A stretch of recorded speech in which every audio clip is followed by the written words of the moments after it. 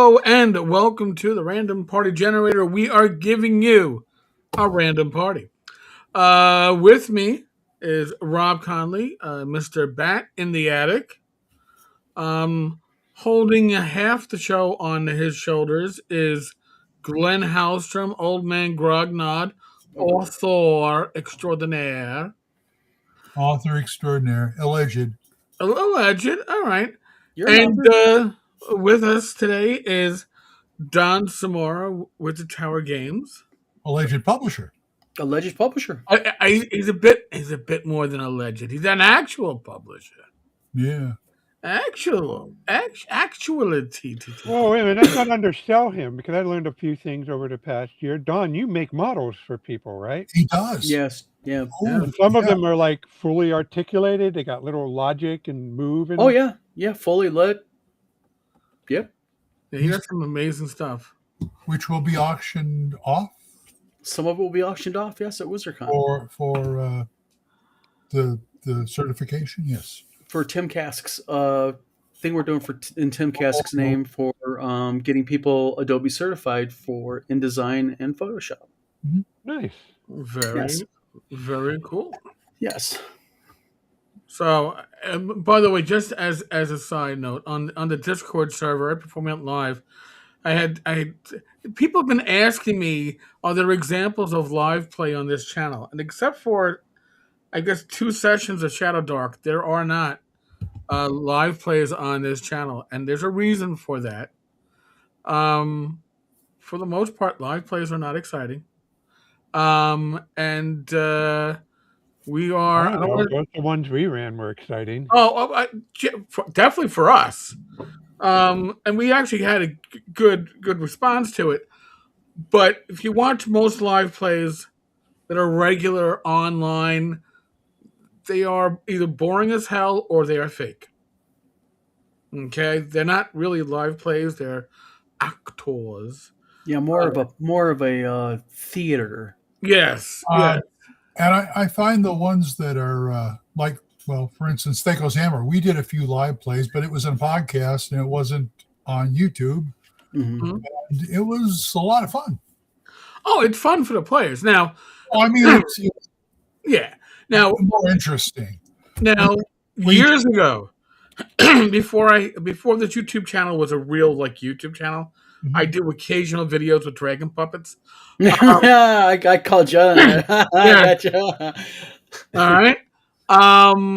Roll20 reached out to me because my blog was very well read, and I talked about how we were gaming on Roll20, and they reached out to me asking if me and my gaming group would do a video on Roll20. And my answer was honest. I was like, it's going to be a relatively short video after it's edited. This is back when I actually did editing. If you watch my videos, you notice I don't edit.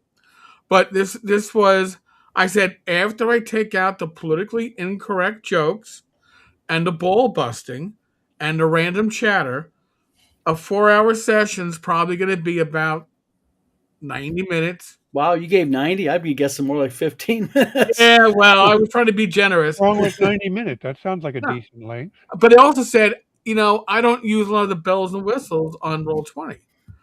We were running mostly theater of the mind. Rob will tell you that when I run a session on Roll20, it's point on the map. Give me a ping on the map. I don't use tokens, and Rob will tell you I don't use tokens because I forget to move them when I'm a player. I understand that. I've heard that about you. I was part of the live play with Matt Evans, and his version was it was going over on YouTube, and there was audio, and he pointed a camera on the map, and that was it. And that's Matt Finch used to run stuff like that.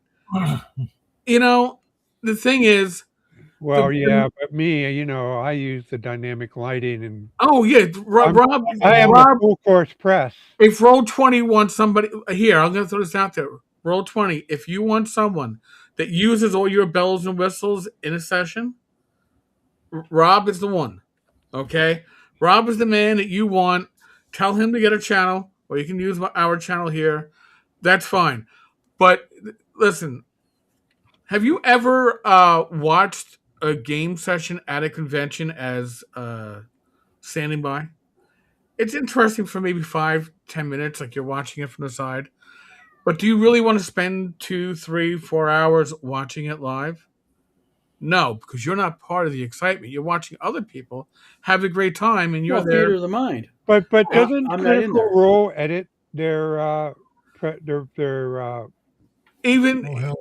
yeah, I Even believe in they do, but shows? they're also it's it's partially scripted. Well, Okay. aside from the partially scripted, they don't point a camera at the group and just keep it on for the whole 4 hours. They film 4 hours or whatever how long it, and then they edit it from there. Right. And of Yeah, course, but they're adding the acting in it, which probably makes the editing easier.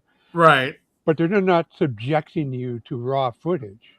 right. They're really set up though to do this correctly. I mean, they've got like post production. Yeah. I mean, They got multiple camera angles. They're doing it together. And they're not doing it from like virtual remote locations. But and yes, modern audiences do watch people play games for 4 hours at a time. It's a whole thing. We're not going to listen. There will be in 2026. I will tell you this: there will be some live plays, but they're going to be live plays because I promised folks I'm going to do a Dragon Slayer live play this year. But it's something that I'm going to have to spend a lot of time prepping for because I'm going to make sure that it is moderately entertaining because they are, generally speaking, a snooze fest. Okay, just saying. Well, I want to. It's on a tangent, but it's Yeah. related to the Roll20. So folks know, the whole reason. I mean, I do like minis. I do like Dwarven Forge. You guys been on my blog. You can see examples when I had the full Dwarven Forge layout. But the primary reason that I stuck with minis and learned how to do, dry waste battle boards and Dwarven Forge was because I'm partially deaf. I have 50% hearing loss, and more than that is nerve damage. So it affects the processor, so to speak, as well as the clarity, as a damage to the middle ear, tends to do. So by being able to show people what's happening, and by them showing me what they're doing, it was a godsend and allowed my junior high and later high school self to do campaign. Where if I try to do it theater of the mind, it would not have been satisfactory or as fun. Gotcha. And that, listen, I'm going to throw this out there too. I've been doing a lot of videos on various just like tools that you can use at your game table. I'm not saying use all the tools. Use the tools that fit your method, your table. The tools that I'm going to use as I run as a DM, and I don't use all the tools that I talk about regularly. Sometimes I change depending on where I'm going to be running the game or what the game session is going to be like. But what I will do will differ from what Rob will do, which will differ from what Glenn will do, and I've run with Glenn. Differ from what Don will do because I've run with Don. Everybody has just like their favorite tools, their favorite methods. You can't put a square peg in a round hole without a lot of effort, a lot of force, and it doesn't do so well. So if a certain method or tool that you see on my channel or somebody else's channel resonates with you, steal it. And if it doesn't resonate with you, don't steal it. It's people have been asking like, well, how do I integrate all this? You don't pick one initially that sounds run with good. it. Yeah, and once you're comfortable with it, and if it works, then maybe you find something else that adds to it, and you've got your own techniques that you've developed over years. There's nothing wrong with that. There's So no one true method. And also, even when it comes to something as elaborate as Dwarven Forge, there are multiple ways of slicing that apple. For example, I've only done a pre-built layout a handful of times.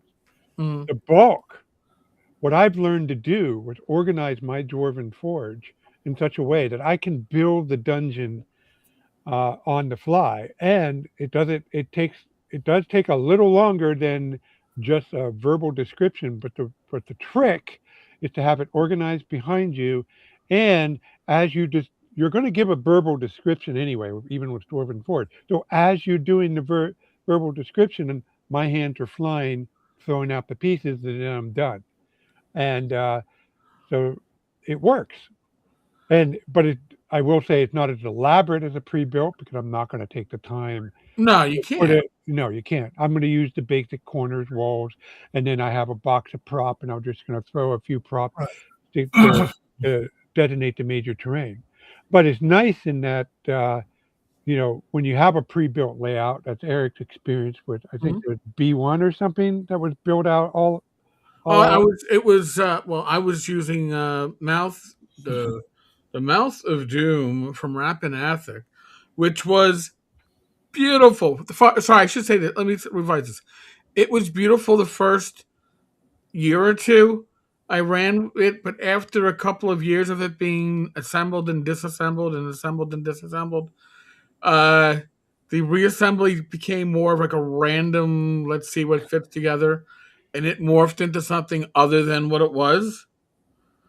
But if you're building it as the players see it, then they aren't going to metagame.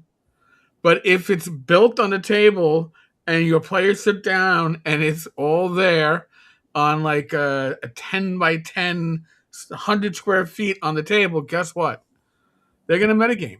And the only way you can run that is you got to be quick and give them no time to dilly dally because you need immediate decisions so they don't metagame. And you got to be Yeah. quick. And that's it. You adjust your DMing style for that. I learned that after my first session. My first session, I was like, oh, jeez. Mm-hmm. And I was like, wow. It's almost like playing, if you've ever played speed chess or, Yeah. and it's like, dun, dun. And I played it, I used to play speed chess with teams. Mm-hmm. So every piece I would capture would go to my partner. I was playing white, he was playing black. He could put that piece down on the board, but it was all you had to work quickly. And I was good in that game, playing defense. I could play the turtle, and as long as my partner was good at offense, we would almost always win because I was good at being the turtle position and just capturing the occasional piece from my partner and not losing.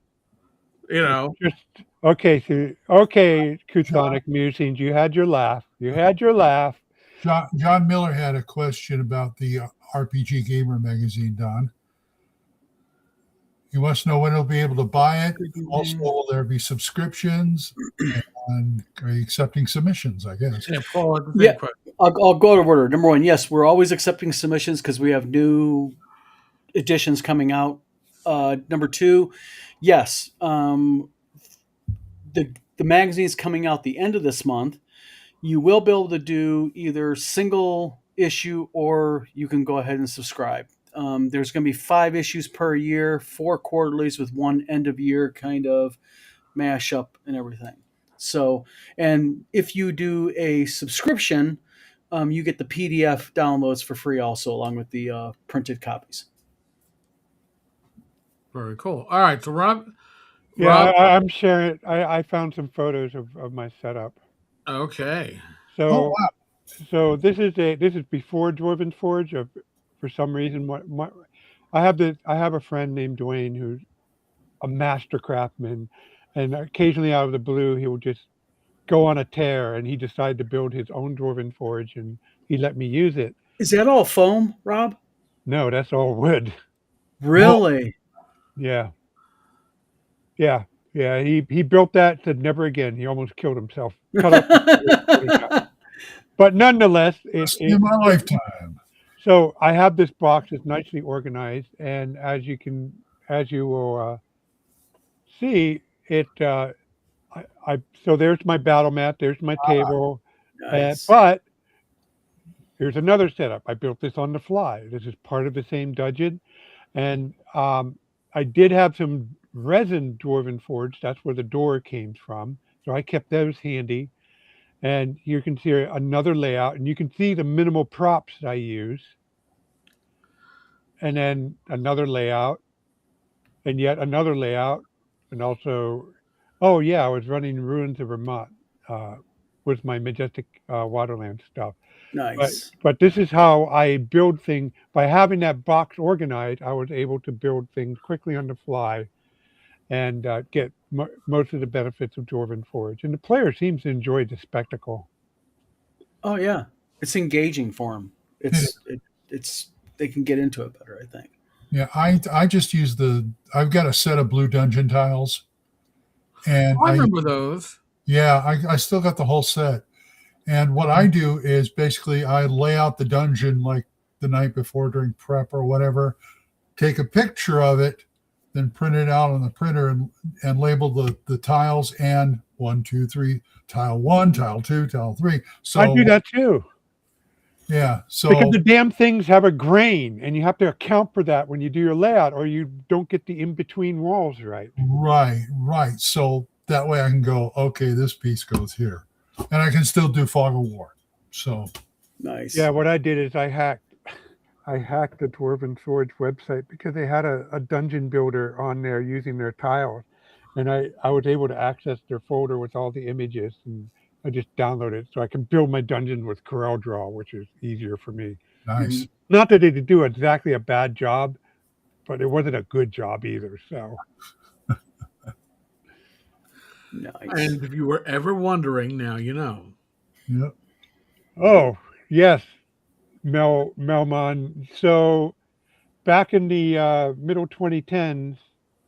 Okay, so those of you don't know, I played for my system of choice for 2 decades was GURPS. As you can see, I got 3 foot of GURPS books up through, I would say 4 feet of GURPS book up there. Nothing wrong with that. Yeah, I GURPS. love. I love GURPS. If you Unfortunately, didn't play Jackson- GURPS, you use the supplements. They were great. yeah. And Steve Jackson has strong opinions on open content. So, in short, there are no open content and no open licensing of GURPS. And when, after I did my initial round of supplement, Majestic Waterland, while I was happy to continue working with that, I wanted my GURPS. So I looked at Fudge. Because Fudge was built, for people who don't know, Fudge was built to address some of the shortcomings of GURPS, especially when you come playing the very small people with the very large people. And if you ever played Fate, you're playing a version of Fudge. Yep. Essentially, yep. So I built a Majestic Fantasy 4DF version. Then I play test it, and that's what the short price list is for. But Fudge has a problem. Well, actually, Fudge doesn't have a problem. The 4DF has a problem in that if you give a +1 bonus or 1 step bonus, it's a huge difference. Instead of you jumping from a 50-50, you'll jump through a 67 to a 70% chance of success.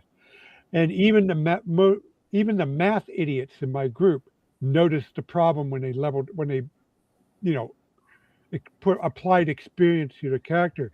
They went, Rob, I'm really good now. What happened?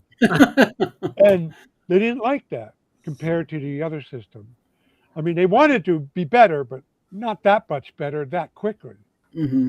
And at the time, I was busy with the Judges Guild. I was busy with the OSR stuff, and I never did figure out. And eventually, I figured out if I would have done 2d6 minus 2d6, it would have eliminated some of the problem, but not all of the problem, because now you're on a 2d6 roll.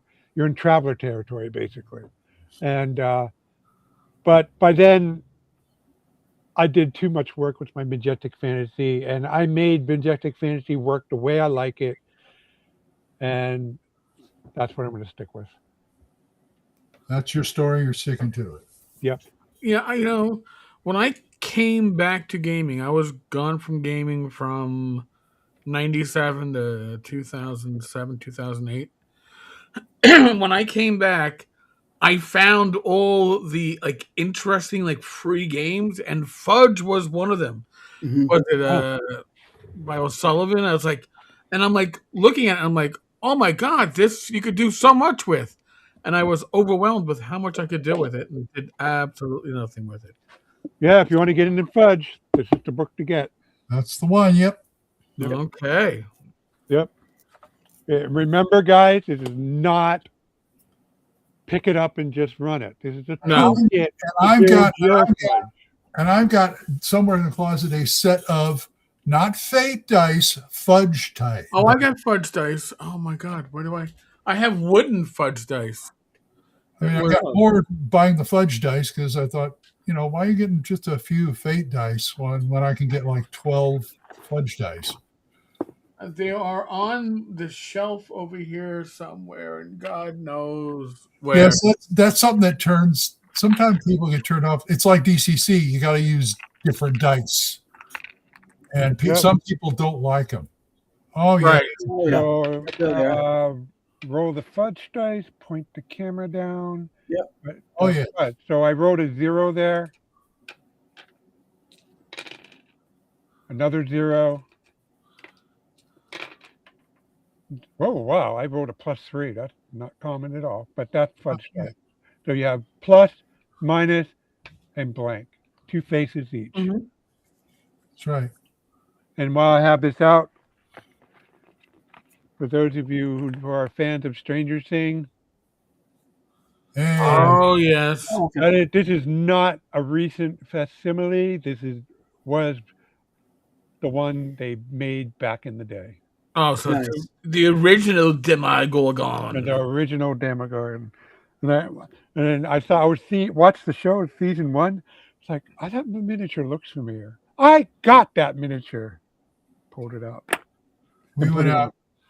Oh, we went out today to an antique store in Norman, and they had some game stuff there. Really? They had some minis, some old, Grenadier minis, sets of them. But they really think very highly of their stuff. They had 3 box sets of the TSR Marvel Face Rip, 2 of which was the basic and advanced. And I had that box set, the advanced box set. They wanted $70 for that. It's like, geez. But what condition was it in? Fair. Oh, yeah. All right. If it was, you get that in collectibles period though all the time. Like even in the the sci-fi Star Wars collectible stuff, you get somebody who has like a little Star Wars figure that's like maybe worth $10 and they want 150 for it. It's like, but it's Star Wars from 1977. Is it still in the blister pack? They had Not in the blister pack. No. They had a set of the 12 Grenadier Classic. I don't know why I do this, guys. But yeah, they wanted like $85 for them. Mm-hmm. Yeah, I know they're lead and not. Right. So I was 12 years old with Star Wars, and yes, excellent. Looks like Chewbacca, and we got Darth Vader and Obi-Wan Kenobi. That's right. These are original Christmas gift from 1978. Original Kenner. Nice. And then this is from my kid, so I just kept it. But yeah. Yes, Shark Attack. There is love for C-3PO. Yeah, this is a newer one. But I forgot. I have. Oh, sorry, Han. Forgot to show you as well. But yes, I have. Han Solo. He's another survivor. Nice. I did lose a Stormtrooper, Tusken Raider, Luke Skywalker. They're gone. Oh, bummer. No Leia, huh? And my buddy in the back. I probably had a Leia, but she disappeared early. R2. I'm going to do an R2D2, but I want to do an R5 conversion. R5D4. Oh, by the way, Beth, yes, it's still unpainted after 30 years. Hey, Don, are you going to do a Gonk droid? I've done Gonk droids. They're on my page. Oh, have you? Okay. Yeah. I mean, I I've done a lot of gonks. Last one I did was for a guy for breast cancer awareness, and I had it painted like all trying to challenge me to do a pink gonk and make it look good in It's Star Wars. so funny. Many years ago, we took the Gage and Gavin to Disneyland, and that's back when they were still doing the regular fast passes. Mhm. And we got a fast pass for Star Tours, and the machines all look like gunk droids. Yep. Douglas Pearson asked about my magazine. Doug, right now our store is offline. We're redoing it for the first of the year. It's going back online here in a few days with the new website. But there'll be a link to the magazine, but the magazine's not physically going on sale until the end of the month when we actually have physical copies. All right, so here I'll if you're watching on my channel, when the store goes live again, Don will let me know. Mhm. I'll put a link up as a post. Yeah. In this channel so folks can find it. All right. And you can go right now to wizardtowergames.com. Oh, okay.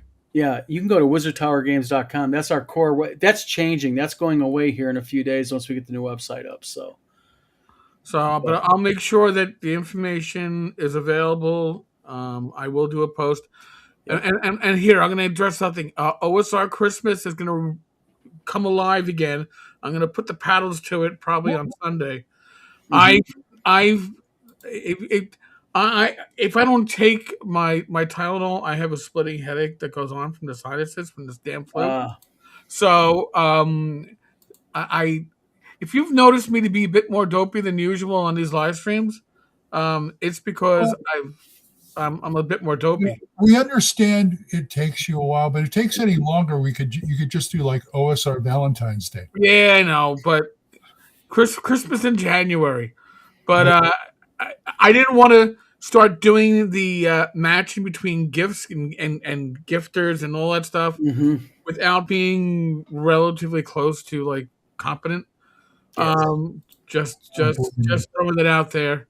Not, I want to be competent. I had one year where I tried to match everything up when I was not totally coherent due to an illness, and it shat the bed, and It shot the bed. it shat the bed. And if you've ever shat the bed, it's not a good thing. Are you on Tylenol right now? Yeah, which is helping. It takes the edge off, but it doesn't. It has. As Fugly, we discussed it. Fugly was telling me too that he got the flu back in November, and he still gets these sinus headaches. And when it really kicks, it's like I go, is it a sinus headache or is it like a jaw ache? And it's literally the whole side of the head. So, oh yeah, I get those sinus aches sometime. It's like, yeah, it's joy, oh joys. Yeah.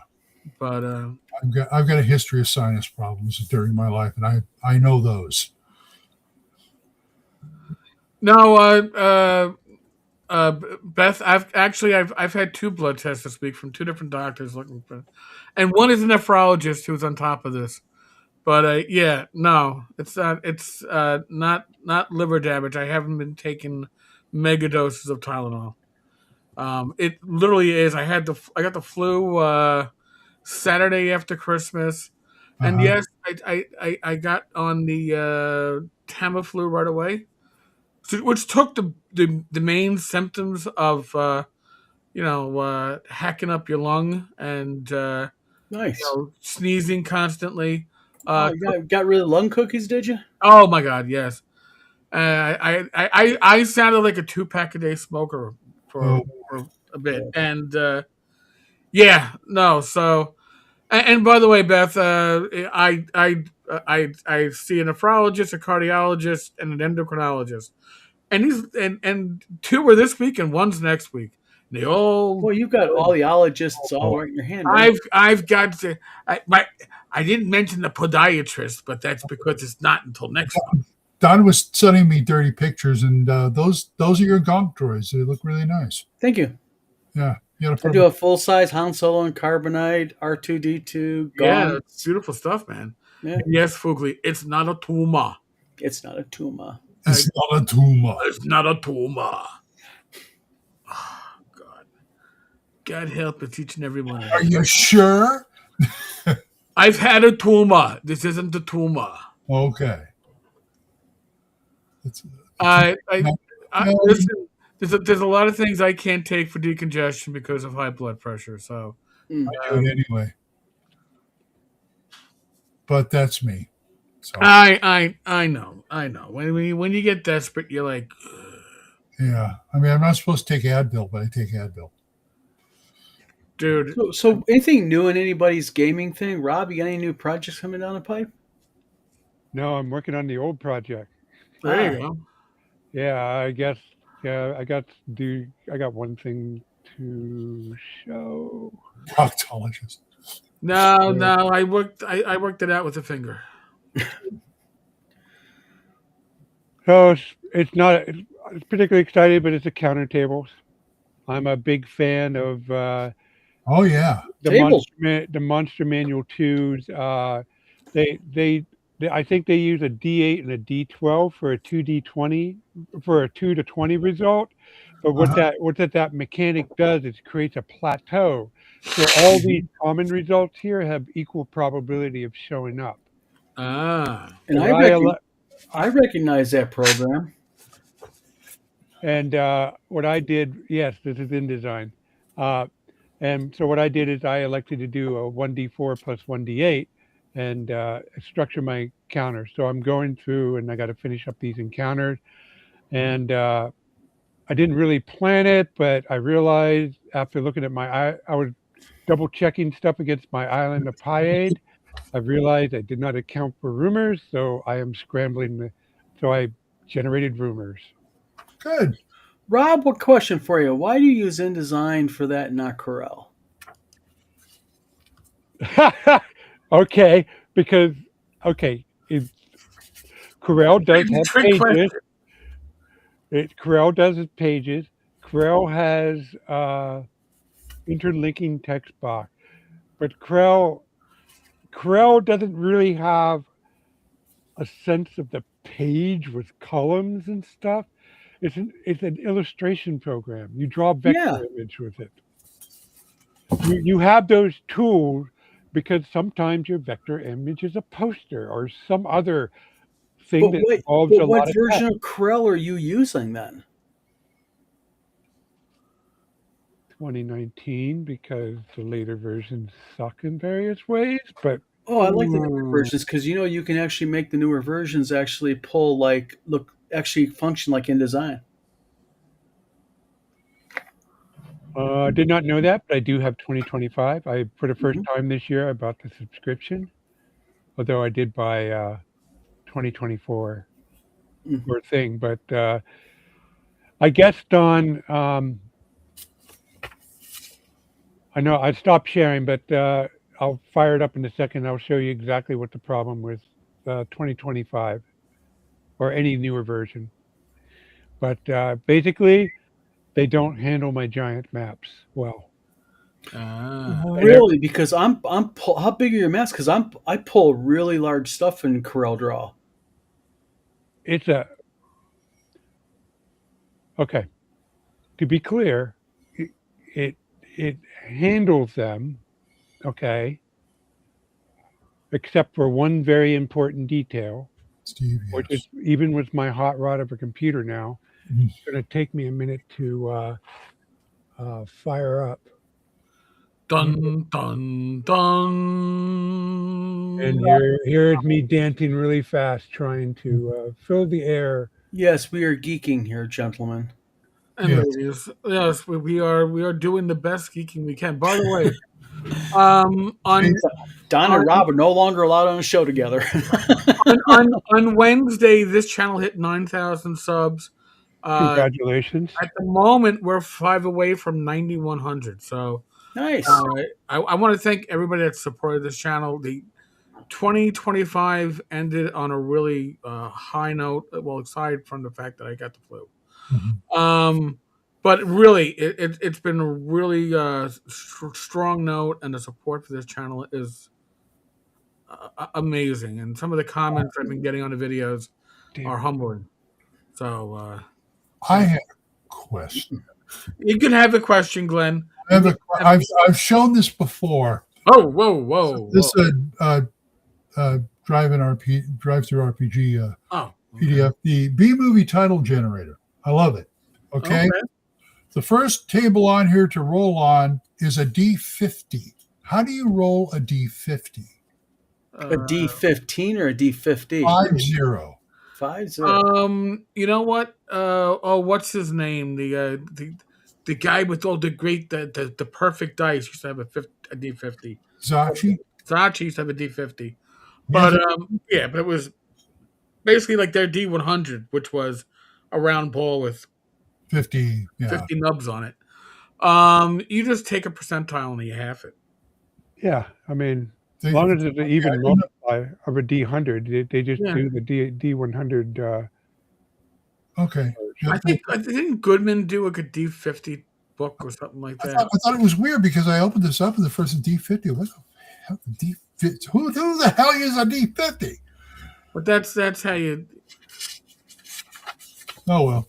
That was my curiosity question of the evening. You're allowed to Curiosity. Yeah. It killed the cat, but I mean, you're allowed a curiosity question. Okay. Well, satisfied. All right, get in there, Don. Oh, you're fine. Or buy a D50. Yeah, see, Ricardo, that wouldn't work because Yeah, what ends if you have 1d6 minus it's 1? not. Yeah, it's All right, I am prepared. Now I got to share this properly. Properly. Share screen. Yeah, I can't do a window. I have to do 5G entire screen. And we are live. we are live. Here is Hubba hubba. the screen. All right, so Okay. so you guys know I am drawing the entire Majestic Fantasy Realm as one giant map file. What size is it? I don't know, what's 103 inches by Okay. So it's 103 by what? 78 or something? 224. 224. Oh, you're going the opposite I do. Okay. Yeah, it's 204 inches by 224 inches. Okay. All right, you see how I'm zooming in? Yes. This is 2019. Yes. This is 2025. Okay, so what you've got is you're getting the pixelation. Right, Are you going up though into view and going high res? Views in the upper left, yeah. You should be able. Oh, there you go. Yeah, it's enhanced. Never mind. You're clicking on enhanced. I know. I battled with Corel with this. Wow. This started with Corel 2020, but you see that pixelation?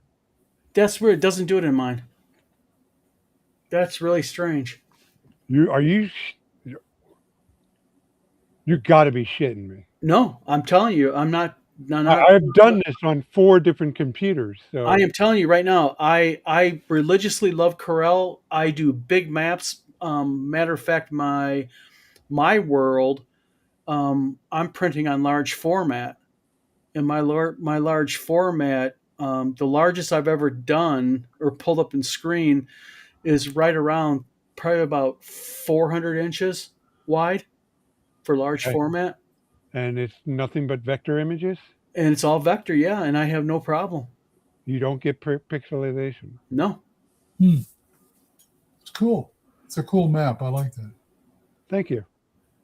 Yeah, and that's really strange because usually the only time I've ever seen that happen is when people are up in view and they use standard instead of enhanced. But yours is set correctly. Let me do this. After the show, I'll kind of look at all my settings and I'll send you a series of back-end settings you can go into setup, and maybe that might be part of the problem. I'll see if I can help you out. Because there is an option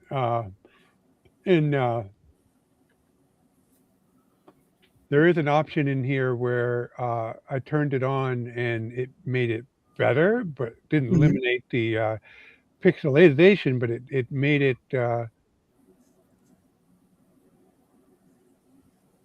better, and I am not going to bore. Oh, zoom. Right. Oh, right here.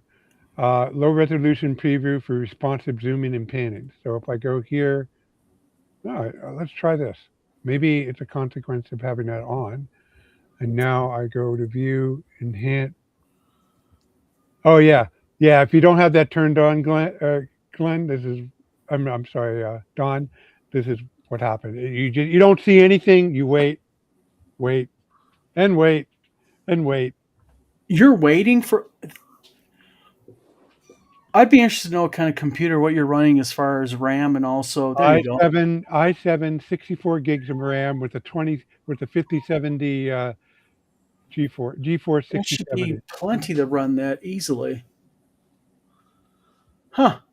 Well, just realize this file is a half a gig in size. Oh yeah, they're big files. They're vectors. I mean, they're massive files when you get that large. The graphics. Because I do stuff like I do like banners and posters with real detail and all that, and very very very strange. So I'll see if I have this on my one of these files on my Google Drive, and I probably have a smaller file on Google Drive that will exhibit it. For Yeah, because example, I'm running 128 on my RAM, but 64 should be fine. Beth wants to know how many layers. oh, you want to know how many layers? Oh, Okay. Oh, okay. yeah, I was about to say there's a lot Weep, of layers in that weep, file. my friend, weep at all the layers. Yeah. Yes, if I ever want to go hard, I have my 12.5 mile hexes all ready to go. And MMLN asks a really cool question: is how did you generate the numbered hex grid? That's a trade secret, man. You think I'm going to give that one out? What I did is one year I went into their scripting engine and took me a better part of a weekend afternoon, and I made a whole row. I made a whole row of numbers, set up so that the last two digits were correct. Pasted the columns. Then I selected a column and I told it to go and change the first two numbers. And I'm a basic programmer in my day job. Mm-hmm.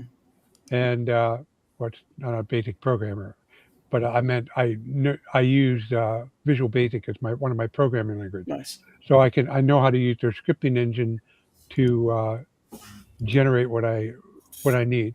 And so I have a file here that has these hex numbers. Nice.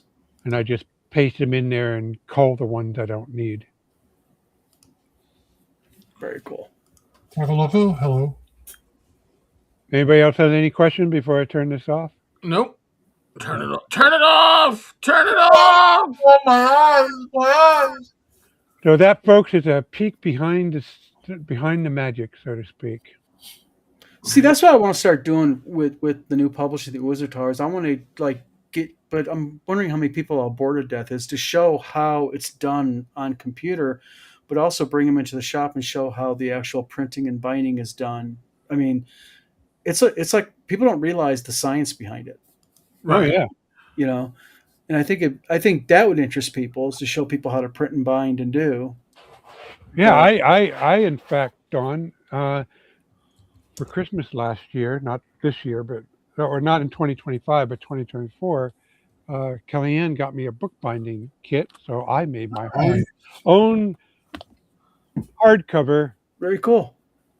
With that stitch binding that people like, and explained how to do it, and it was very informative and interesting, and it still holds up. Yeah. Good stuff. Oh, yeah. So now, here, I'm going to throw a little curveball. Don, you had like a soft announcement last night. A flaccid announcement? So, That too. That's one I'm way not to talking about what happens in the bedroom, sir. I'm just saying you have like a soft announcement. Regarding? Regarding I'm irritating the shit out of this guy right here. I think we no. we have been talking about a licensing deal that we've been dealing with a certain company. The company has been very strict on how to announce when we can release it. We haven't even got permission yet on fully doing it, except we got allowed. We can say one thing: it has to do with a BX based product. It's a beautiful thing. It's a very beautiful thing, and Good. it is going to be really super cool. And we're going to be involving several people in this, I think.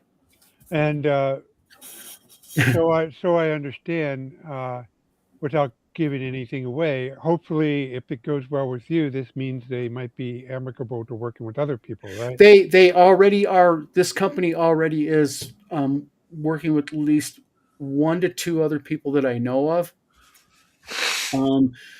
as part of an initial test to see how it goes.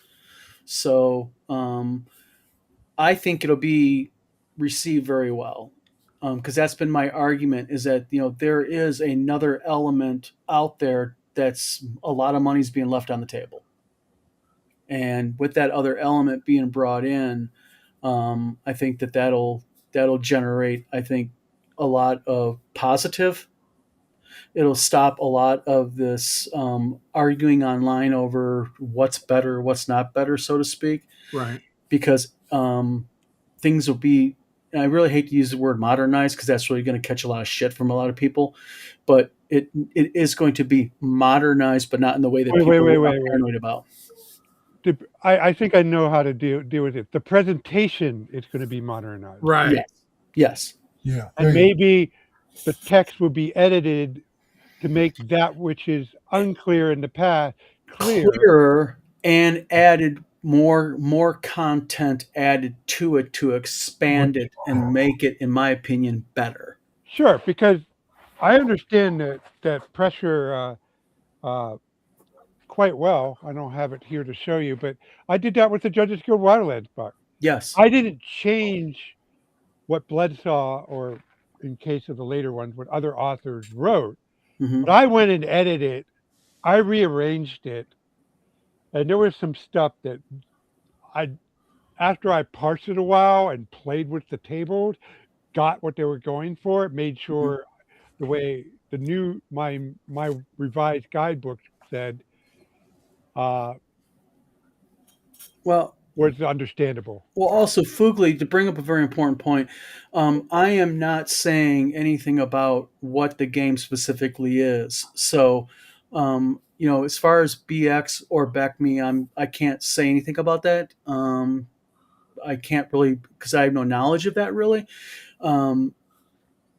Let's just put it this way: that from everything that me and our attorney's been told that we're dealing with, is that the announcement is going to be, for lack of a better word, formally done within the next few weeks. So, Nice. well, it's. I'm gonna tell you right now, dealing with certain companies is like, although I'm grateful for it, but saying that the I's and crossing T's matter right down to the period to get it right. I think it's beyond that. I think it's like, you know what? Your T isn't completely crossed. I mean, you can tell it's crossed, but there's a little dip here where your pen came off for a second. We got to make sure that part gets fixed. Well, I know it's like mating elephants, but Exactly. I don't even want to picture that.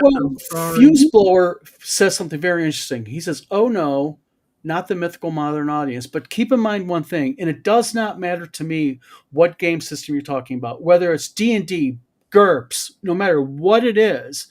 I don't see the bad thing about bringing it into a more modern audience, because." And I've said this before many, many times, and it's an argument that I get into a lot online, is, when I go into a game shop and I see a bunch of kids at a table playing D&D, the first thing that comes to mind is not, oh shit, they're playing 5e. I just look at it and going, holy cow, a bunch of young kids are playing D&D. All right. Yeah, I they're, mean, they're not staring at their phones. for those that like poo-poo Mm. games like Shadow Dark, and and there are some criticisms that are valid, but here's the thing: Shadow Dark is a bridge, Yes, it is. and it's a bridge to bring 5e players into the world of old school gaming. Yep. And yes, we should be embracing games like that. Now, some people call OSC a bridge, and in a way it is because it's that modern presentation with a classic rule set. Now, there are people who go, I can't stand the format. I what it doesn't make a difference That's whether you fine. like the format, that's fine. But it brings people into the OSR because I got news for those that are standing at the gates. Okay? At some point, the people on your screen that you see now, we're going to age out of this hobby. We're going All to right? be Without gone. new blood, Not me. without will be new in- blood, the OSR Wait a minute, Eric. fade Are away. you saying that I'm going to be in Valhalla surrounded by virgins drinking mead and having orgies with Odin? Honey, I'm just joking. In 20 or 30 years, yeah. Listen, we lost Tim Kask. Yes, Okay? We just lost Tim. absolutely. Sadly, we lost that. Okay, man. that's a generation in front of us. Yeah. Right? Time moves on. The only option besides getting older at some point is passing away. Yeah. Okay? And I want this hobby, the OSR, to survive my passing and the passing of others of my generation. And you only do that by bringing in new blood. That's Well, right. something Tim used to say, and we'd be on the back porch, and Wampler was there. Wampler can attest to this. Is we had to be on the back porch just shooting the shit while he was smoking a bowl, and Tim would go talking about games and everything, and he'd be like, playing D&D is playing D&D.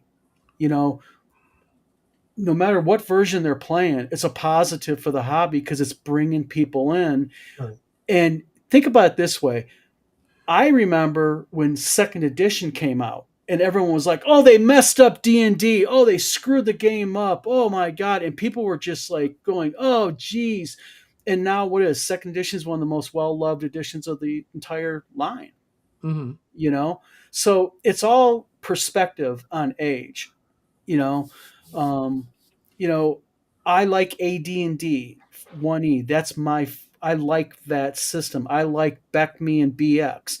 I'm not a fan of second edition, but I believe Bad Mike is a lover of second edition, isn't he? Bad Mike actually is a BX. I think he's 1E BX. I think he runs BX at cons. Gotcha. But the point is no matter what edition that you play, except if you play fourth edition, then no, you're not going to be forgiven. Yeah. But the point is I'm sorry, go on. Gaming is gaming. I mean, D&D is D&D, and we're always going to be. There's always going to be that element of sitting on the porch going, get off my lawn. And one day, 5e players are going to be 58, 60, 65 years old. Old school. Yeah, and they're going to be the old school guys. Yeah. So. Can I point out something here? Can you show my screen again, Eric? Mm-hmm. This is the Waterland of Fantastic Reaches, the original. It's a scan of it I made. You can see how it's presented. See the content. For a modern audience, you don't need to change stuff. You just need to go in here and let's get to you change the presentation. You make it look nicer. Yeah. Yeah. And, so where do I do the Silver Skiing Island? Oh, now I should have turned to this page. Okay, right here. This is my presentation. So over here is this information, is this information. Yes. It's all the same stuff, except it's more compact. And if you noticed it, where's the heading, Rob? Where's the heading it had? Well, I went over here and I made notes on the map. This is not original to the D. This is my own creation, but it's based on my experience using the map. And I didn't I didn't base this right up on how I used it as a majestic waterland, because that's a very different setting than what the Blood Mhm. offered. I used this as my experience from working with the original. And so, all the information that was in that paragraph about the Island of Skin, which is Mhm. this part I'm highlighting, is right here. And Yeah. as far as rules goes, this is all the castle information that Mhm. was in the Ready Ref sheets. And here I like to think that the layout I did is a little bit more user friendly than the layout they had. And I even managed to squeeze in some of the original illustrations that Mhm. they used. So this is what I feel means presenting to a modern audience mean. Yeah. You just take the advantage of the technology to present it the best way while keeping the content maybe edited in terms of explaining things better, Mhm. like transportation, uh, resource transportation. This was not as clearly explained in the original Ready Ref Ski as Gotcha. it is here. So Now, Fugly asks a question about me. He asked me, "Do I like skills? Second issues of skills." I love skills. I like the use of skills, depending how you do it. My open worlds RPG, which is my own amalgamation of an RPG, has skills, but I think it's all depends upon, again, presentation and how you utilize them. I don't like how D&D utilizes their skills and implements them. the whole But point of skills for me is that in my Living World Sandbox campaign, players want to do other things other yes, than combat and spellcasting, yep, and they want, more importantly, they want to be better at these other things. yes, Mhm. So I called it back in the Majestic Waterland supplement. I was cognizant of the sensitivity of the OSR at the time had towards skills, so I called them abilities. Uh, And but now I called them skills. But I still keep the principle that OD&D had was any character can, outside of combat and spellcasting, any character could do anything. How to get yes. adjudicated kind of varied. Some people rolled D20 under a skill, 3D6 under a skill, multiply your attribute. No, I'm sorry, not under a skill, under your attribute. Multiply that attribute by 5 and roll percentage underneath that attribute. But nonetheless, all fighters, magic users, and cleric could sneak around, could deal with locked doors, could deal with traps. It Well, wasn't until the thief came around that people got the idea that only thief could deal with these things. well, I think the idea, what I like about, well, the system, the way I implemented it is that I always thought it's stupid that magic users couldn't use swords, but I understand the theory behind it. A warrior will always be better at So melee combat than a magic user, just because the way they brought up and they're trained. But in my game, like as an example, I if you want to pick up, if you're a fighter, a warrior, and you want to pick up the skill spell casting, go right ahead and do it. But the problem is you're going to be so behind the eight ball and be able to implement that.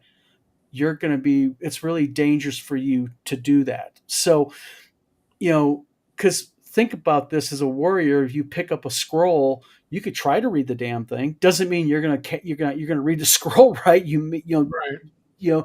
And bad things can happen. But I just think that, and that's why I kind of call it the open worlds role playing game, is because it's open. A lot of things are open to everybody. Like, you know, picking locks. mhm. Why is that just a thief skill? It shouldn't be just a skill available to thieves. Why can't anybody try to pick a lock? Doesn't mean you're going to be good at it, or you'll Right. be adept at it, but why not? So Well, Yeah. I mean, again, everybody likes their own flavor. I believe Dragon Magazine, it was either in the late 60s or early 70s numbers. There was an article about a weapon can be used by any class. However, any weapon that a magic user used was going to do D4 damage unless it was a staff, which did D6. A cleric, you could use any weapon, but they were going to do D6 damage maximum. Yeah, they're utilizing the limitation of Right. the damage So, to limit right, the to use. bounce it out. And the argument was that a magic user is never fully trained in using a sword, but you stick somebody with a pointed item, it's going to do damage. Right. But their argument was the only weapon that could do D6 damage in a magic user's hand was a staff, because it doubles as a walking staff. Mhm. There's a lot of something that they would be more common to use. It wasn't a bad argument. It wasn't a bad article, but as BX and AD&D were written, if you follow the magic item charts, magic swords were pretty much a fighter specialty they used to. But I mean, it was there. The good magic items were swords, right? You could find a plus one mace, but the swords were the ones that had intelligence. The swords were the ones that had personality. Right. That was to give those non-casting classes. Oh well, my sword I can detect minerals in 30 feet if I concentrate. It was to give them little shticks that they could do, Sure. not just that minor magic powers to your non-caster, essentially. So, Well, my view is that, so after 20 years running GURPS, I'm heavily influenced. And while GURPS points don't really quite equate to this, they kind of do. Is one way of viewing GURPS point is it represents the amount of time you had in your life to learn something. Mm-hmm. So if you have 100 points and you put all 100 points into what it takes to be a good mage, then you're going to be a good mage. If you take all that same 100 points, put it in all to be a good fighter, you're going to be a good fighter. But if you split it, you're going to be a 50 points in your fighting and 15 points in your mage. Well, yeah, you can fight and cast spell, but you're going to be half the fighter the other guy is and half the mage the other guy is who specializes. Right. And so part of that view influenced how I handle my Majestic Fantasy RPG. I figured I've come up with a way. I don't want to turn D&D into GURPS. No way. And my audience, rightfully so, would not accept that. And frankly, I like how I can resolve a full-blown combat in 20 minutes to a half hour. Well, in GURPS, it would take the whole damn session to do it. It'd be fun, but it would still take the whole damn session to do it. But the way I treat classes is they're a package of related abilities and skills. So it isn't it's a magic user. It's somebody who focused their time learning how to be a magic user. So that's why they don't know how to learn to wield a sword well, because they never had the time to learn it. And unlike GURPS, which is very fine grained, you can put 1 point in something and you have it. In D&D, it's a little bit more coarse, and that's the way it is. And if I get an idea, so that's basically my philosophy on skill. Whatever makes sense, if you were there as the character, that's how my philosophy. I don't worry, that whole idea that you do a different amount of damage per weapon. Okay, that's overcomplicating things in my mind. If you know how to swing the weapon, if you have the skill and you have the strength, you're going to do the same amount of damage. Simple. I'm busy. John Miller's been talking about weapon proficiencies and the penalties and bonuses, and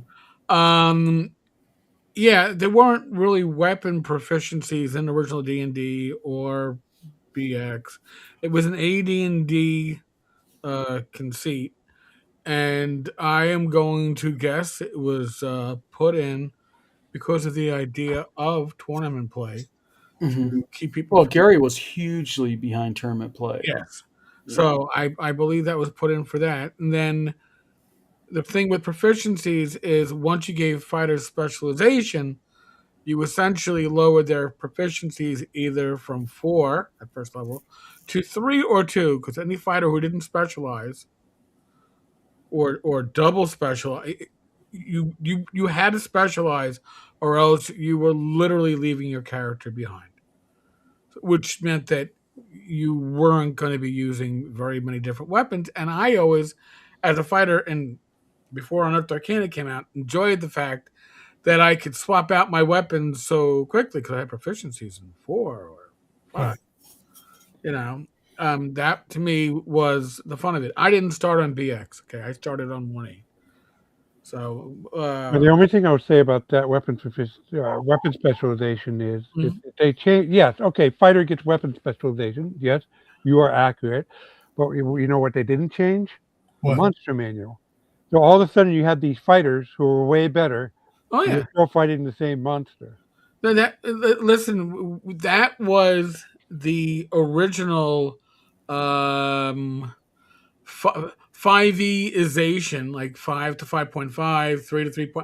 That was the original. Oof! Let's increase the fight, and the fighter's power was increased because high level magic users. But the thing is, fighters were already powerful at first level compared to a magic user. And by the way, the members only video that I got to record tonight is going to be about magic users in BX, and at low levels, and how you got to change your mindset. But I will say this: I think there are 2 house rules that, if you're playing BX, Dragon Slayer has 2 house rules for magic users that I think are excellent. One is you give magic users the same bonus you give clerics. You have a high intelligence, you get bonus spells. Doesn't throw off balance much if you add the second house rule, which is you can't prepare the same spell more than once. So you can't spam sleep. You got to become more of a utility spellcaster, and I think that's where magic users in BX do actually shine. So you don't become the nuclear force until higher levels in BX. There was a comment about from somebody saying, a lot of things in a lot of something to the effect is a lot of rules don't make sense in the world, but they make a good game. And that certainly you could approach making an RPG a fun game to play. That's what D&D 4E did. They said, we're going to make a fun game out of Dungeons and Dragons. Another approach, which is my approach, is I make a version of D&D that's true to my Majestic Fantasy realm. Now, my Majestic Fantasy realm is not like Tekkamel or Garanthia. I really play on the standard D&D stereotype because not only I like them, they're more relatable to the players. And years later, it turns out it's more easily shared with the rest of you guys. Mm-hmm. But that's my criteria. And that's why I picked Swords and Wizardry core rules as my starting point, because that was the addition of classic D&D that was easy for me to manipulate, still keeping it classic D&D, but making it true to my world and not function as a game. I rarely ever use game logic. Right. It's always world. If I add something to it, it's because it's world logic. But that's a choice. Either way would work. That's my choice. Right. Uh-oh. So somebody let Ty Beard into the room. Hold on. Uh-oh. Be careful what you say. All right, Mr. Gunn is Hi, Grandma. asking a couple of weapon damage questions, and he isn't in the chat I'm in, so I can't text him about it. All right, so Mr. Gunn, weapon damage. The question is, the question for me is, if I pick up, well, hell, I can illustrate this one. Uh-oh. Uh-oh. It's breaking out some maces and longswords. Here comes the charts and the. Everybody follow. Oh, I was close. God, I was close. The long sword, but a and the- pike. Now you tell me. Now this obviously is not real steel. I have one over there, but this is more. If this was steel, this would be more steel than this guy. Okay. uh, So which one of these would do more raw damage if I swung it at a human being? Well, it's going to be this. There's more metal behind this, more impact. But it also depends upon, and this is where we get into, Yes. we're getting more into. But if Rob swung that at me and hit me with it, Rob would do more damage than if a 10-year-old swung it at me and hit me with it. Sure, and that's why we have a strength attribute to account Yes. for that. right. And we can but- argue about how much of it accounts for it, but it will account for it. And not But only here, that, Rob, I'm going to throw something else in here too. The axe in the hands of a lesser skilled individual will probably do more damage than them swinging that sword because the axe is balanced with the weight at the end. So you don't. The sword's more finesse. The axe is more brute bashing to a large point. So there's a difference in those weapons, even just by the balance. You know, all your impact is literally on that. but is it, Eric? You're talking about skill now. Its skill is about, you can consider, there's a lot to way to slice the skill apple, but you could consider skill as just But- being able to land a blow the correct way on the but target. So if but I'm hitting the guy like this versus hitting the guy like this, it's going to make a difference in the damage. So what are we represent? How we're choosing to represent this in combat does make a difference. So you could make a case for damage. But also, there's a case. Also, the other half is this: is that how technical do you really want to get in a game? Exactly. I mean, keeping it simple sometimes is best, and I think that's why it's just kind of a blanket.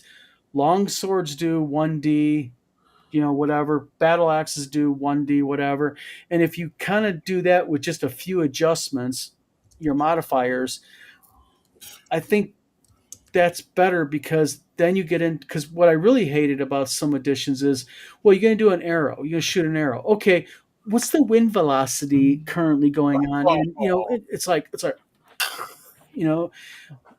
Well, I'm Keep going it to submit simple. this to you, Don.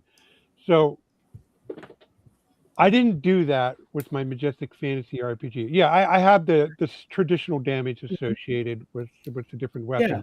But when it comes to let's consider this guy, okay? So historically, each of these existed to serve a different purpose in the hand of a trained warrior, okay? Mhm. Now, this is not perfectly representative of what I was going to say because the real axe of this is, but historically, axe you use in battle, this is called the beard. It would go down to here. Mhm. And the Right. beard was used to bind weapons, okay? This part was used for reach, thrust, reaching thrust. Like a spear. Right. And this part, even though I don't have this particular weapon, this part, the one I have in my game, this is a hook. This one is used for punching armor. That's Yep. why it's a different shape than this. But the way I would handle this weapon in my system, I wouldn't go overboard with wind velocity. Fuck no. But I would allow what I call a combat stunt is in lieu of doing damage, you can try to bind your target's weapon. They get a saving throw, though it's not as good as doing damage. But if you really needed to bind your weapon, you could make the attempt. And if they fail their save, you bound their weapon. And your friends in your party can take advantage of that. And and if you decide to use this aspect of the weapon, you get +1 when you're attacking somebody with plate armor. And if you're using this part, you can attack them from 10 feet away. Right. And I don't go any further than that. Gotcha. So that way I give a little bit of the tactical complexity that I enjoyed with GURPS, but not in a way I feel it's overboard. And it's in the description of the weapon. So if you Mhm. if you pick this weapon, you'll see that listed and say, oh, okay. And the only requirement to do this is that you're proficient in the weapon. Don't complicate it any more than that. So I think there's a balance. If you want a little bit more than what standard D&D offer, you can get that. You can get that in your game and still keep it D&D. Right. Sorry for the digression.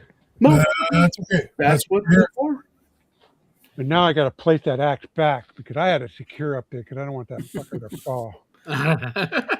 Man found dead in his study with an axe over his head. Yeah. Wife has been blamed. She claims she's innocent. I did not do it. It wasn't me. It was No. And then this video is used as evidence to support the defense. I wasn't here. Yeah, Glenn's like, I was on screen. I wasn't. I keep it up on the stairwell right there. Nice. Oh.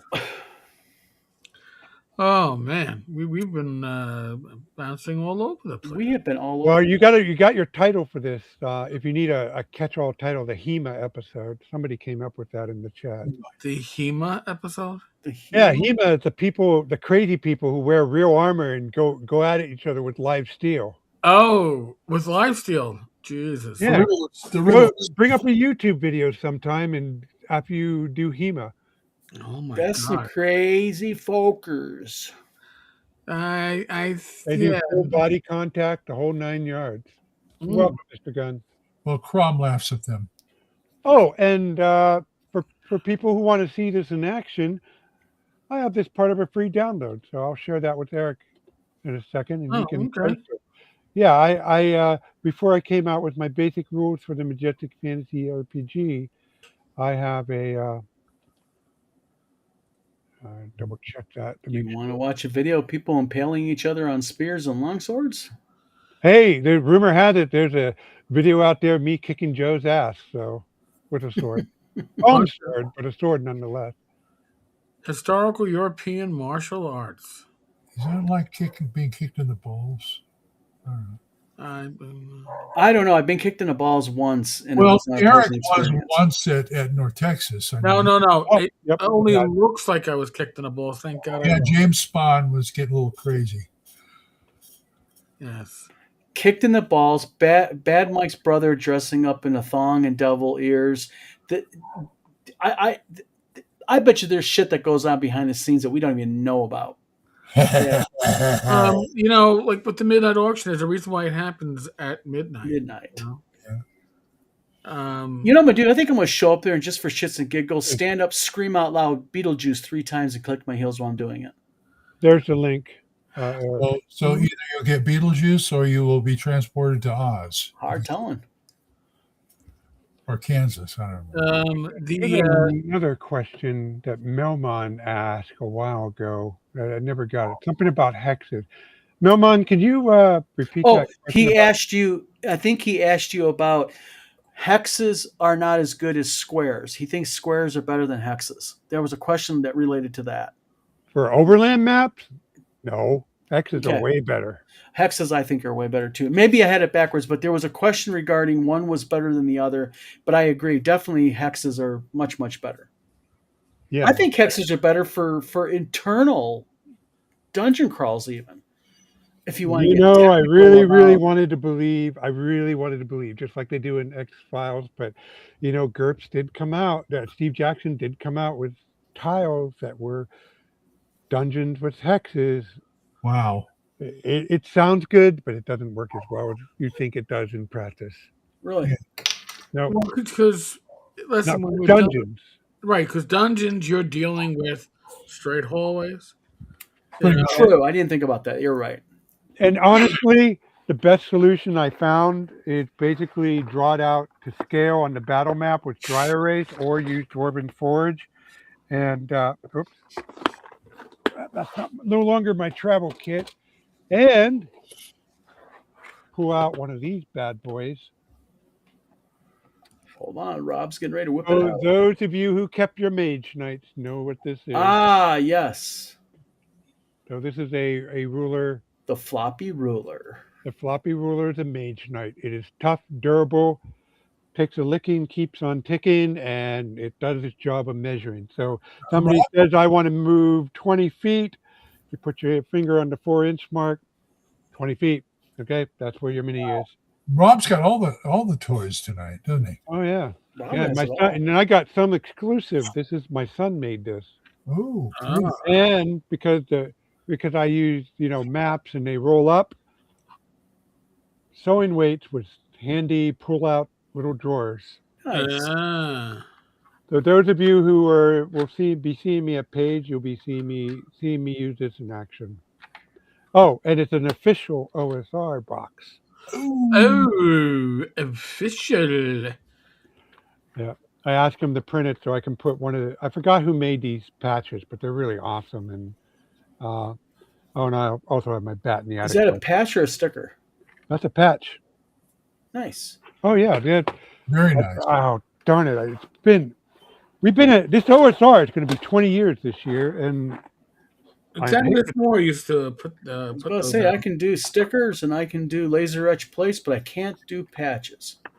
well, yeah, that was a thing. This is the Swords and Wizardry patch. Nice. This is the. I got one of those, Yeah. I do shirts with that big OSR logo on them. and I've got the Conan OSR one too. Yeah, Now, I what never kind of really cared for patch is that. that, I Rob? understand why people like them, but I really like these two, so I got them. Is that a iron-on patch or a sew-on patch or what is it exactly? I don't know. I'm a Philistine when it comes to patches, so you tell me. It's got the shiny back. It's a iron-on patch. Oh, okay. Now I Yep. know. This is not. This has no shiny back. Yep, shiny back is iron-on. You can put them on, Yep. and they'll adhere right to the shirt. All right, so Yeah, Rob, what? the question was if the hexes were generated dynamically when the map loaded, or if you did it once and then imported it as a static file. Nice. There Gauntlet. you go. The answer is they're not dynamically generated. They are vector objects stored in a layer.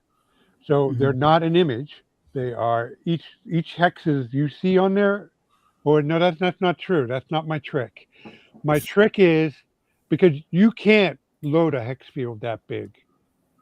You will crush CorelDRAW. Just if you have 10,000 hex, that map has 10,000 hexes in it. It will crush CorelDRAW. Wow. However, if you draw the walls of the hex as a single object and the line of hexes going across, then it's only like 2,000 objects and it's easy to load. And that's what you see. What you've seen on that map are about 1,000 lines this way and 1,000 lines this way. And there's 3 sets. There's one this way, and there's one this way, and there's one this way for the column. And that's what forms my hex field. Ah. And then when I make smaller maps, I import that in, trim it up, and that forms the smaller. But yeah, doing that technique allows me to make hex field of basically any side. Very nice. Nice. Very nice. Very nice. Very nice. Glenn, you look tired. I thought I always looked that way.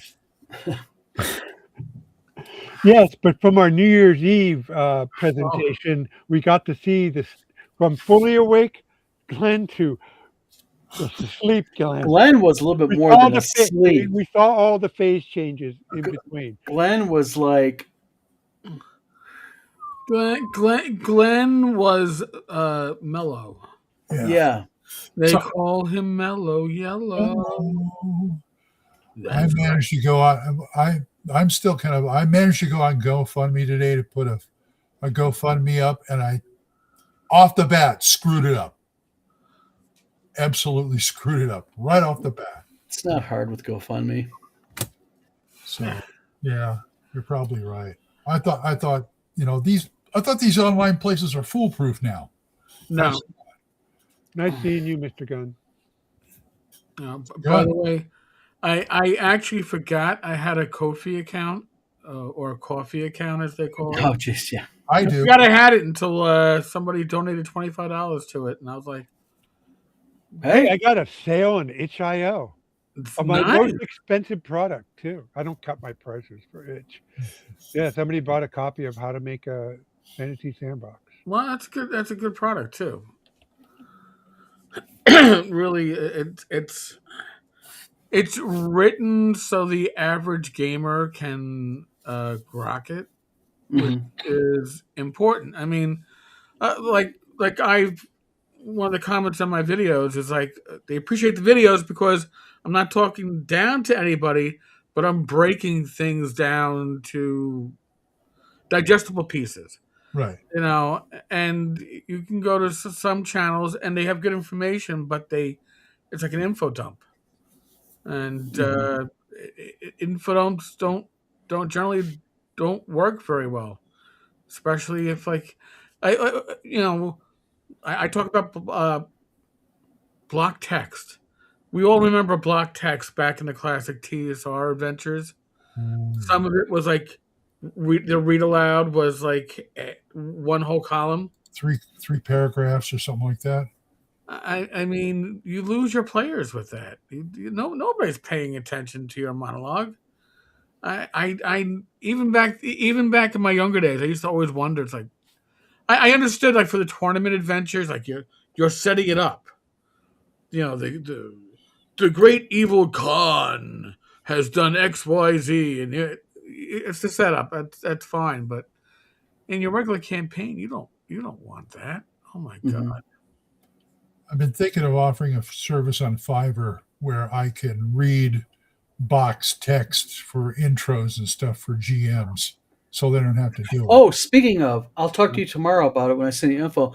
I might have a gig for you, Glenn, to do a reading of a book if you want. It's a fantasy book. I've done it before, sure. So, For a audiobook. sorry. So Beth Rains mentioned pattern fills in CorelDRAW. Yes, CorelDRAW is very good. That's Mhm. how I did this map for Exilium. Oh, that's pretty. Hold on. I These- will begin. And Very good. these are the original dry erase textures. Yep. Nice. And I found out they're public domain. Wow, Mhm. really? Yep. I located 1940s U.S. Navy maps, U.S. Army map, U.S. Geological Survey. Well, not so much. Only some of them are in the U.S. Geological Survey because they like to use color for stuff. But yes, these textures were made with a lithographic process. They were burned in by a variety of techniques to create these patterns, and they picked the ones they like. And the U.S. government was the first to use them, and thus, when the dry transfers came in vogue in the 1950s, they copied these lithographic plates into dry transfer sheets. Mhm. So they're not original art to them. They were taken from the U.S. government publications and standards because the government published a standard book, and thus in the public domain. Nice. Nice. Oh, here's a. I'm going to set up a website for that. I got a fun topic, and this comes with a story too. In my late 20s, I was working on a temp job at an oil field in the blueprint department, and my job was when the engineers came in, they needed blueprints of the certain part of the oil field. I had to go and copy them and give them the copies. Well, I managed to took a few copies and take them home myself and adapted them into Fantasy Streets, Dungeon Map. It worked perfectly. So what have you guys taken from somewhere else and used them in a game like that? Made them into whatever you wanted to use them for. The funny thing is, I tend to make my own stuff. Okay. Just as in general, just to do it. There's some things Well, on I'm the redraw them. What's that? I mean, I'd redraw. I take them home and Yeah. redraw them and everything. But the nice thing is also I use a lot of Photoshop brushes, so I guess I'm probably utilizing other people's works via that. Right. But brushes are really good for really repetitive type stuff, like Yeah. dungeon hallways with lots of you're doing the floors and Right. forests and And, trees. they have those websites out there that have like old public domain maps Yeah. that you can grab. And Yep. didn't Gary do the original D&D map as like he took like Minnesota and turned it sideways or something like that? I seem to remember something like that. So I have a confession to make. Could you blow up my screen, please? Uh-oh. Oh, North Carolina, Finland, the Nice. I love it. Turkey, the Sea of Azov off the Black Sea, uh-huh. Wales. See, but that's the kind That's the of thing I'm talking about. version of yeah. I Cornwall, love that type of Scotland. shit. That is just absolutely great. Oh, and this is a topographical relief of the Allegheny Mountains. I always love Nice. that. The Himalayas. And the thing is, people looking at that would never come up with that. But it has authenticity. It's Yeah. got reality built Yes. into it. The Yeah. thing to remember, folks, terrain is fractal. So you could go out after a rainstorm, look at a puddle that has jagged edges, take a picture of that. Sure. That can be a coastline. Yeah. That's Because true. nature does things in the small. In that regard, nature does things in the small as well as the large, and they're similar process on different See, I just scales. love that type of stuff. Ricardo, you're right. It is map bashing, Yep. which is always fun. Yes. Bashing. In model building, they have a thing called kit bashing. Yes. Right. Yes. It just random stuff sometimes can really make overall for- when it's all done cool stuff. Even for like role playing minis, you can kit bash them. Yeah. You can kit bash anything. Eric is yawning. Glenn was falling Sorry. asleep earlier. It's not you guys. It is the remains of the flu, guys. Well, maybe Okay. there and Eric, maybe we can tie this up that you get some sleep, man. Yeah. I mean, normally we go to the 2-hour mark, but I think we're going to have some failed saving throws here. pretty soon. Yeah. Mark, yeah. Well, yeah. All right. You don't have to twist my arm too much. Well, Rob, wait a minute. One more thing. I want to Yeah. regret saying this. So, guys, I'm on Tenkar's Tavern on Discord. So I don't hop on there and follow the conversation that often, but the notification is on. So if you have questions for me, I know a lot of people have questions, just go at Robert S. Conley and ping me and I'll answer it. Bing. Yeah, and they're good answers too sometimes. perhaps. Sometimes I make my skill check. God, I apologize for being not quite 100% health. I'm working at it. We'll forgive you this time. Well, You'll be ready come con time. yeah. Well, I actually like my first con of the year is TotalCon next month. Yep, next month. And Rob, by the way, enjoy Paige. Yeah, Yeah. Have fun. I'll miss you, but we're understandably, but You know Yeah. what? Bad I'm- people, man. You're on video with bad people here. You are. But I am going to be on 10 a.m., folks. I'm going to be on a panel with Kelsey and a bunch of other folks Very on cool. the current state of the OSR. Oh, that should be good. Oh, boy, those I'll give you a preview. The current state of the OSR is good. Rob, we're gonna want a summary for 2 weeks from now when we do the next episode. Yes, So- I will be glad to give that. All right. Post So, operational just lay it out. report, please. yes, and tell Kelsey that I said hello. I'm sorry I missed her. I'll see her at North Texas. Okay. She is. To be honest, I'm going to be a little starstruck. I mean, I know I'm the old guy in the OSR comparatively to some of these people, but man, she's doing really well. Kelsey is an awesome Mhm. person. Okay, regardless of whether you like Shadow Dark or not, Well, she's just a honest to God good person. It Well, really helps it's more than you- that. She's not a lone author. She has No. a team, and that's something. Yeah. That's a And trick she, even I and haven't she been able to encourages pull off. community and others to build Yeah. off her work. So, yeah. So she has skill and she's a genuinely nice person to boot, and that's Yeah. a great combination. It And, really, she's, it's hard to beat. and she will soon ascend to sainthood. Well, I don't know about that. I don't know if any of us will, but maybe. Don, Glenn, thank you for joining us tonight. Anytime. Well, Excuse me, folks. Again, thank you to all the subscribers. Thank you to all the members. The viewers. You're all. It's very humbling, and it's been a 2025 ended on a high note. 2026 is kicking into high gear, and if I was healthy, I'd be doing even better. But I'm gonna get there. You're getting there. Live stream tomorrow night. Myself and my wife, Rachel, Gamers Health. Well, I guess you have your topic already picked out. We had 3 doctor's appointments between the two of us this week. We kind of stacked them up nice, high, and heavy. All routine, but so other than that, God bless, and I'll catch many of you tomorrow. Members only video will hopefully go up later on tonight for full release for everybody tomorrow afternoon. Don and I will see you next Tuesday day and hopefully bring in along Mr. Tinkar. I will do my best to make it. Okay. Excellent. All right, folks.